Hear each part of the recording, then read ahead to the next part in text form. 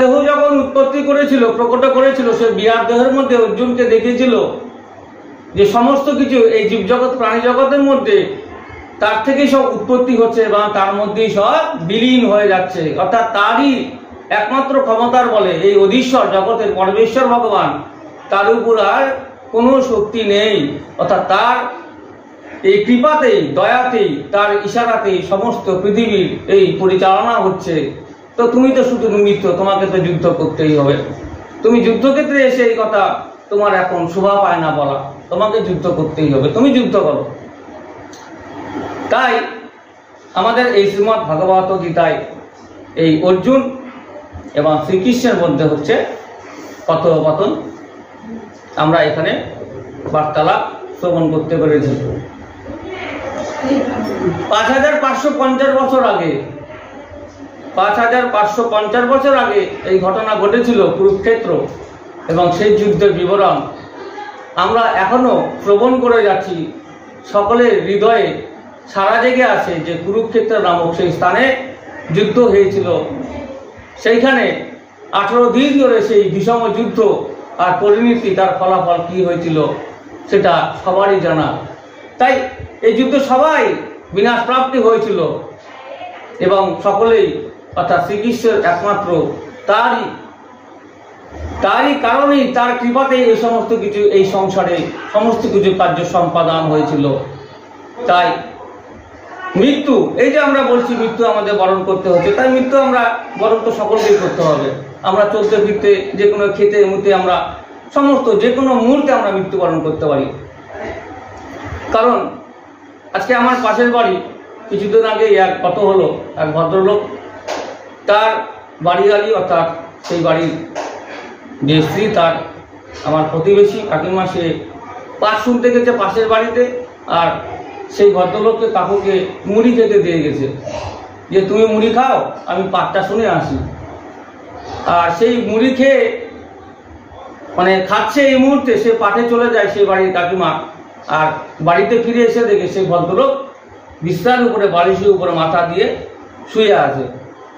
কি হলো সে ডাকাডাকি করলো, হাত দিয়ে যখন ঠালা মানে তখন অচৈতন্য অবস্থা, তখন তাড়াহুড়া করে তখন সকলে মিলে হসপিটালে নিয়ে যায়। কিন্তু সেইখানে কি হলো যে অনেকক্ষণ আগেই সে দেহত্যাগ করেছে। তাহলে কি আমাদের ভগবানের লীলা যে আমরা আজকে মুড়ি খেতে খেতে, জল খেতে খেতে আমরা মৃত্যুবরণ করছি। তাহলে আমাদের কোনো নিশ্চয়তা আছে দেহের? আমরা একটা রক্ত মাংস দেহ, কয়েকটা হাড়ের সাহায্যে গঠিত এই দেহটা নিয়ে আমরা চলাফেরা করছি। এই পচা গলিত দেহ, যার দেহের, এই দেহের কোনো মূল্যই নেই। আজকে আমাদের দেহ থেকে প্রাণ, অর্থাৎ পরাণ পাখি, সেই প্রাণ পাখি যদি উড়ে চলে যায়, সে দেহটা নিথর হয়ে পড়ে থাকবে এবং সেটি আস্তে আস্তে শক্ত হবে, তারপরে গলতে থাকবে, পচতে থাকবে, সেইখান থেকে দুর্গন্ধ বেরোবে। আর তখন আমাদের কি মূল্য এই দেহটার? অর্থাৎ আমরা যে কর্ম করছি এই জীবনে, আমরা কি কর্ম করছি? শুধু খেলাম, গেলাম, ঘুরলাম, কিনলাম, ওটা কিনলাম, সেটা কিনলাম, ভোগ বিলাস, ঐশ্বর্য, ভোগ বিলাসিতা করলাম, এগুলো শুধু নয়। আমরা গোবিন্দের শরণে যেতে চাই এবং তারই পথে যেন আমরা এগোতে পারি, তারই মোক্ষের পথে যেন আমরা এগোতে পারি। তাই জন্য আমাদের এই জীবনে হাজার কিছু সমস্ত কাজ করা সত্ত্বেও ভগবানের সেবায় অবশ্যই 24 ঘন্টার মধ্যে আধা ঘন্টা হোক, 1 ঘন্টা হোক, 10 মিনিট হোক না কেন, সে যদি আত্মনিয়োগ করতে পারে, তার নাম স্মরণ করতে পারে, তবে পরবর্তী জন্ম গোবিন্দ আমাদের, অর্থাৎ একটা ভালো জায়গাতে, ভালো স্থানে, ভালো কাল বিশেষে আমাদের জন্মগ্রহণ দেবে। হরে কৃষ্ণ। তো এই আমাদের চলতে হবে। তাই মৃত্যুর সময় আমরা কি নিয়ে যাই? এখানে 5টি বস্তু আমরা নিয়ে যাই মৃত্যুর সময়। যখন আমাদের মৃত্যু হয়, এই যে আমরা ছোট থেকে, জন্ম থেকে শুরু করে বয়স বৃদ্ধি পর্যন্ত, আমরা এখন যেই 40 বছর বাঁচি বা 60 বছর বাঁচি বা 80 বছর বা 70 বছর বা যেটাই বাঁচি, কারণ আমরা এই যে জীবনকাল আমরা অতিবাহিত করে আসলাম, আমরা সঙ্গে 5খানি বস্তু সঙ্গে নিয়ে যাব। 5টি বস্তুর মধ্যে কি কি? একটি হচ্ছে হলো মন, বুদ্ধি, অহংকার ও আত্মা। 1 নম্বরে যায় মন, বুদ্ধি, অহংকার এবং আত্মা, 1 নম্বর 5টি বস্তু। 2 নম্বরে যাচ্ছে আমরা পাপ আর হচ্ছে পুণ্যের কর্মফল। আমরা পাপ কাজ কি করলাম এই জীবনে, আর পুণ্য কি করলাম এই জীবনে, তার কর্মফল আমাদের সঙ্গে নিয়ে যেতে হবে। 3 নম্বরে হচ্ছে সত্যগুণ, রজগুণ, তমগুণ, এই তিনটি গুণের বিশেষ অর্থাৎ প্রভাব। এবং আমাদের এই মানুষ জাতির মধ্যে কার দেহে কি গুণ বিরাজিত হয়ে আছে, কেউ সত্যগুণে চলে, কেউ রজগুণে চলে, কেউ তামসিক গুণে চলে। অর্থাৎ সত্যগুণ সাত্ত্বিকভাবে চলবে, সাত্ত্বিক আহার করবে, কোনো আয় যায় নাই, সাদা সরল, খাওয়া দাওয়া কোনো ঝামেলা নেই, যা দিবে তাই রকম, সাত্ত্বিক চিন্তা ভাবনা, ভগবানের প্রতি তার চিন্তা ভাবনা থাকবে সবসময়। এগুলো হচ্ছে সাত্ত্বিক মনোভাব, অর্থাৎ সত্যগুণ। রজগুণ হচ্ছে রাজসিক, যার মনে রাজসিক চিন্তা ভাবনা, তাকে রাজসিক ভাবে সে জীবনযাপন করতে চায়। অর্থাৎ আমি আজকে ওটা কিনবো, সেটা করবো, আমি ইলাক পোশাক করবো, আমি রাজসিক ভাবে খাওয়া দাওয়া করবো, রাজসিক ভাবে ঘোরাফেরা করবো, এগুলো হচ্ছে রাজসিক মনোভাবের লোক, রাজসিক ভাবে চলতে চায়। এই একটা গেল। আর একটা হচ্ছে তামসিক প্রাণী, অর্থাৎ তামসিক মানে এই ভূত পিচার জাতীয় আর কি, যার মানে খাই রক সবসময় মানে গাদা খাবে, রাক্ষসের মতো খাবে, এরকম আর কি। এবং যে অপরের সবসময় ক্ষতি করার চেষ্টা করবে, আচ্ছা কার ক্ষতি করবে, কার হচ্ছে সঙ্গে গন্ডগোল করবে, মানে ঝগড়া করবে, মারপিট করবে, এই সমস্ত আর কি। তো এগুলো হচ্ছে মানে ভূত পিচার জাতি করি আর কি, অর্থাৎ তামসিক জাতীয় প্রাণী এগুলো। তো তিনটি গুণের অধিকারী আমরা সঙ্গে নিয়ে যাব, যে মন, বুদ্ধি, অহংকার, আত্মা। 1 নম্বরে গেল পাপ পুণ্যের হচ্ছে 2 নম্বর পাপ আর পুণ্যের কর্মফল সঙ্গে নিয়ে যাচ্ছি। 3 নম্বরে গেল হচ্ছে আমরা সত্যগুণ, রজগুণ, তমগুণের প্রভাব সঙ্গে নিয়ে যাব। 4 নম্বরে হচ্ছে আমরা আছি কামনা বাসনার ফল। কামনা কার মানে কি কামনা, কার মানে কি বাসনা ছিল, এই কামনা বাসনার ফল আমরা সঙ্গে নিয়ে যাব।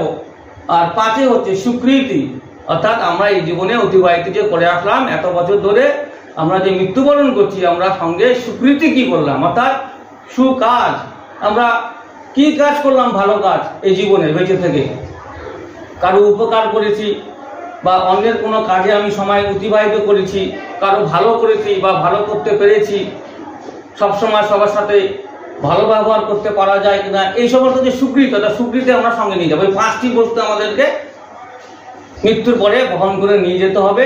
এবং এর উপর ভিত্তি করে আমরা কিন্তু এই 5টি বস্তুকেই অবলম্বন করে পরবর্তী যে জন্ম সেটা আমরা কিন্তু নিয়ে আসি। অর্থাৎ আমরা জন্ম মৃত্যু, জন্ম মৃত্যু, জন্ম মৃত্যু, জন্ম হচ্ছে মৃত্যু হচ্ছে, জন্ম হচ্ছে মৃত্যু হচ্ছে, এই করতে করতে আমাদের হচ্ছে এই যে আত্মা, এই আত্মা আমাদের হচ্ছে চারিদিকে ঘুরে বেড়াচ্ছে।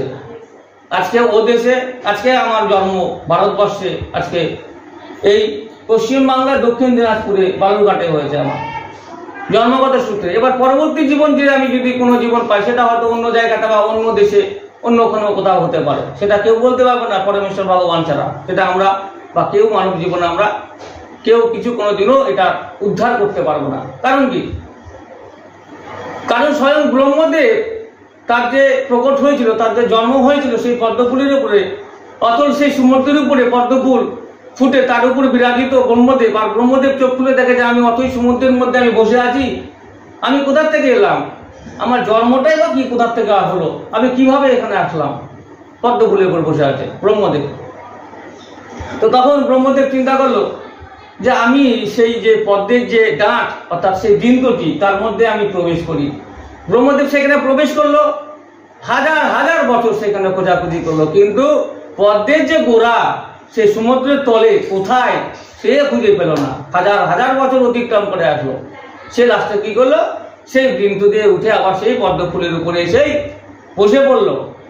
আর তারপরে সে চোখ বন্ধ করে ধ্যানে নিমগ্ন হলো এবং শ্রীহরি বিষ্ণু সেই কৃপায় তখন সে সমস্ত কিছু জানতে পারলো, সমস্ত কিছু দেখতে পেল যে সে কোথার থেকে তার জন্ম হয়েছে, শ্রীহরি বিষ্ণুর থেকে, অর্থাৎ সেই নাভি থেকে সেই পদ্ম উৎপন্ন হয়েছে, অর্থাৎ সেইখানে সে ব্রহ্মদেব প্রকট হয়েছেন, অর্থাৎ শ্রীহরি বিষ্ণুই তার জন্মদাতা।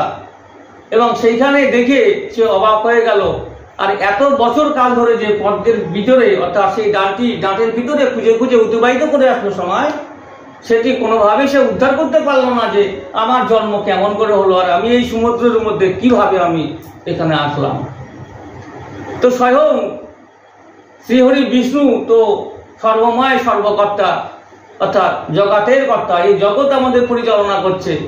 আর আমরা তো সামান্য তুচ্ছ মানব গোষ্ঠী, প্রতিনিয়ত আমরা পাপে জর্জরিত হয়ে যাচ্ছি। কারণ কেউ জানে করছে, কেউ অজান্তে করছে। আমরা হাঁটা চলা করছি পথ দিয়ে, আমাদের তলে যে পিঁপড়ে কীট পতঙ্গ পড়ে মারা যাচ্ছে, এগুলো কি পাপ করছি না? আমরা পাপ করছি। কারণ পাপ করবো না, সেটাও পাপ। অনেককে কটু কথা বলা হচ্ছে, সেটাও পাপ। অনেকের সাথে খারাপ ব্যবহার করা, সেটাও পাপ। কিন্তু এই সমস্ত আমাদের কিন্তু সব কর্মফল পুঁজির মধ্যে, অর্থাৎ সেই গ্রন্থের মধ্যে আমাদের হচ্ছে লিপিবদ্ধ হয়ে যাচ্ছে একে একে। কারণ এই যে 5টি আমরা জিনিস বস্তুর কথা বললাম এখানে, সেই 5টি বস্তু আমাদেরকে সঙ্গে নিয়ে যেতে হবে। তাই ভগবানের সেবায় একেবারেই যারা আত্মনিয়োগ করবে এবং ভগবানের সেবাতে যারা নাম উৎসর্গ করবে, জীবনের কিছুটা অংশ, কিছুটা সময় যদি ভগবানের সেবায় যদি নিয়োগ করা যায়, তবে কিন্তু আমরা এই অর্থাৎ পৃথিবী লোকে, এই মৃত্যু লোকে, এই ভূলোকে যে জন্মগ্রহণ আমরা করেছি, কিছুটা হলো আমরা স্বস্তি পাবো, পরবর্তী যখন নবজন্ম আমরা পাবো। হরে কৃষ্ণ। তাই আমাদের এই 5টি বস্তু সঙ্গে নিয়ে যেতে হবে। একটা হচ্ছে হলো মন, বুদ্ধি, অহংকার, আত্মা। 2 নম্বর হচ্ছে পাপ আর পুণ্যের কর্মফল। 3 নম্বর হচ্ছে সত্যগুণ, রজগুণ, তমগুণের প্রভাব। আর 4 নম্বর হচ্ছে আমাদের কামনা বাসনার ফল। 5 নম্বর হচ্ছে সুকৃতি। আমরা এই কটা জিনিস কিন্তু সঙ্গে করে এই পুঁজি হিসাবে আমরা নিয়ে যাব। জীবনে কেউ অনেক প্রচুর টাকা পয়সা অর্থ কামিয়েছে, প্রচুর ঘর বাড়ি করেছে, বড় বড় গাড়ি বাড়ি সমস্ত কিছু করেছে। তো তারা কি সেটা মৃত্যুর পরে কি সঙ্গে নিয়ে যেতে পারবে? এখনো পর্যন্ত এরকম কি উদাহরণ বা দৃষ্টান্ত আছে? নেই। তো হাজার হাজার কোটি কোটি যারা কামাচ্ছে, তো তারাও তো মৃত্যুবরণ করছে। আমাদের চোখের সামনে দেখুন কিছুদিন আগেকার ঘটনা, রতন টাটা, নাম শুনেছেন হয়তো, টাটা কোম্পানি সেই ওনার মালিক, কোটি কোটি টাকার ব্যবসা। সে কি টাকা নিয়ে যেতে পারলো সঙ্গে? 1 টাকাও নিয়ে যেতে পারেনি। সেই মৃত দেহটাকে শুধুমাত্র সেই তার যে পরিবারের লোকজন দাহ করে আসলো। এই যে এত অর্থ, এত পয়সা কিসের জন্য? ভোগ বিলাসিতার জন্য। ঠিক আছে, ভোগ বিলাসিতা করো, কিন্তু তার সাথে সাথে গোবিন্দ ভজনায় অর্থাৎ মনোনিবেশ করতে হবে। আর তারই একমাত্র যে আমরা যাতে কৃপা সান্নিধ্য পাই, তারই চেষ্টা করে চলতে হবে আমাদের এই জীবনে। তাই এই হচ্ছে গুণগুলো নিয়ে আমরা কিন্তু মৃত্যুর পরে নিয়ে যাই। এবারে কথা হলো যে মৃত্যুর পরে দেখবেন অনেকে বাড়িতে বা রাস্তাঘাটে যখন মরদেহ নিয়ে যাওয়া হয়, সেই সময় কিন্তু পয়সা খই ছিটানো হয়। তো পয়সা অনেকে ছিটায়, খই ছিটায়। কিসের জন্য ছিটায় কেউ কি জানে? পয়সা ছিটানো হয়, পয়সা তো আমরা ছিটাই, সবাই তো দেখে ওই যে পয়সা ছিটাচ্ছে, খই ছিটাচ্ছে। কিন্তু এটা বার্তা একটাই দিয়ে যাচ্ছে ভগবান আমাদের, যে তোমরা যতই অর্থ জীবনে তোমরা কামাও না কেন, যতই ঘর বাড়ি জমি জমা তোমরা করো না কেন, তোমরা সঙ্গে কিন্তু 1 টাকাও নিয়ে যেতে পারলে না। তাই না? 1 টাকাও নিয়ে যেতে পারে কেউ? নিয়ে যেতে পারে না। তো সেরকম দেবী অন্নপূর্ণা, আমরা তো দুমুঠো দুবেলা খাবারের জন্য, অন্নের যোগানের জন্য চেষ্টা করে থাকি। কেউ অধিক পরিমাণে করে, যার পরিমাণের চাইতেও অনেক বেশি বেশি মজুত করে রাখে। আবার কেউ দিন আনে দিন খায়, কারো জোটেই না। তো স্বয়ং অন্নপূর্ণা এই খই অর্থাৎ তাকেও কিন্তু ছিটিয়ে নিয়ে যাওয়া হচ্ছে। কিসের বার্তা দেওয়া হচ্ছে এখানে? যে আমি জীবনে অনেক কিছু ভোগ বিলাস, ঐশ্বর্য বিলাসিতা ভোগ করেছি, আমি অনেক খাবার খেয়েছি, আমি অনেক কিছু, আমি চাল ধান সব কিছু, সমস্ত কিছু পুঁজি আমি জোগাড় করে রেখেছি গোডাউনের মধ্যে, ঘরের মধ্যে, কিন্তু আমি নিয়ে যেতে পারলাম কি? সেটাও আমাকে ছিটিয়ে ছিটিয়ে নিয়ে যেতে হতো। মানে আমি কিছুই নিয়ে যেতে পারলাম না, শুধুমাত্র দেহটাই যাচ্ছে। সেটা 4 জনের কাজের মধ্যে অবলম্বন করে সেই হরিবোল হরিবোল বড় হরিবোল করতে। অর্থাৎ জন্ম থেকে মৃত্যু পর্যন্ত আমাদের সেই হরিকে স্মরণ করে আমাদের সমস্ত কাজ করতে হয়।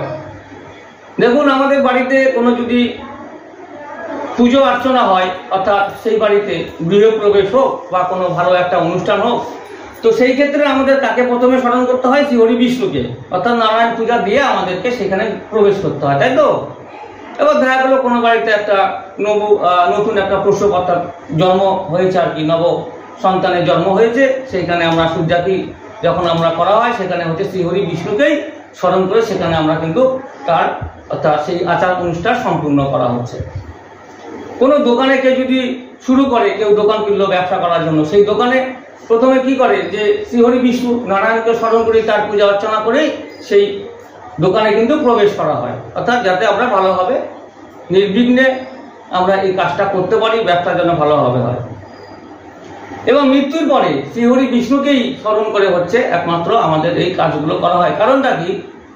আজকে এই যে এই আসরে, আজকে এই বাড়িতে যিনি পরলোক গমন করেছেন, তার মৃত আত্মার শান্তি কামনার উদ্দেশ্যে যাতে এই বাড়িতে এই শ্রাদ্ধ বাসরে কোনো যে বিঘ্ন না ঘটে, কোনো যাতে অঘটন না ঘটে, তো তার জন্য কিন্তু শ্রাদ্ধ আসরে এই গীতা পাঠ অতি আবশ্যক। কারণ এটি এমনই একটা অস্ত্র যে অস্ত্রের সাহায্যে আমরা সমস্ত, অর্থাৎ পাপ থাকলেও সেই পাপ থেকে আমরা সমস্ত সঙ্গে সঙ্গে দূরীভূত হতে পারি।